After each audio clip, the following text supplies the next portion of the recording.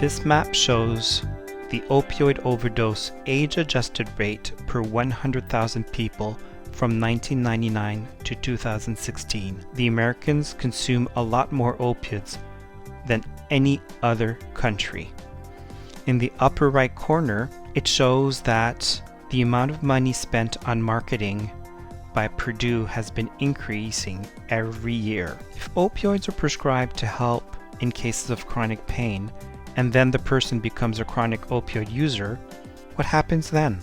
Feature engineering in a little bit more depth here. As I said, using existing features to create new ones. And the thing I want to point out here a little bit is that these are often human designed, right? You need to kind of think to combine height and weight in a particular way to make a body mass index. The next big concept to be aware of is something called the curse of dimensionality. We've been skirting around the curse of dimensionality a little bit. So here's a picture of a tree.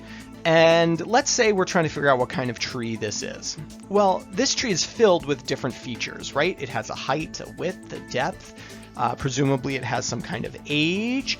Does it have needles or leaves? What does the bark feel like? What color is it? And on we can say, okay, do the leaves have lobes on them? You know, all sorts of data points. Upon arrival, the cases are carefully placed in a secure area in the training and logistics office.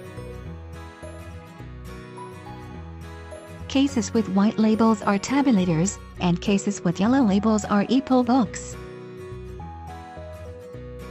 Each case is barcoded and is scanned upon arrival.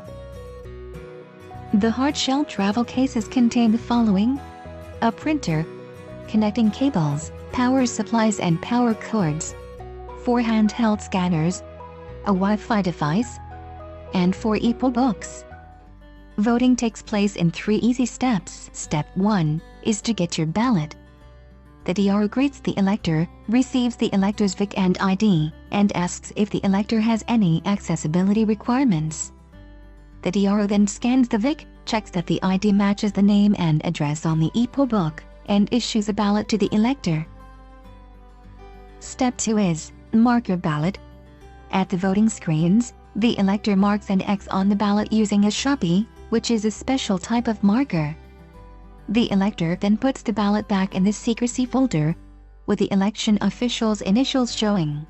Once the training and logistics office is open, you will begin to receive shipments, which will contain the supplies and materials needed to host and manage the election. Shipments from EOHQ will be divided into lots, which will be color-coded and labeled. Each lot has a special and designated purpose. The shipment from EOHQ needs to be compared to the shipping list to make sure the items specified, and the quantities received, match the list.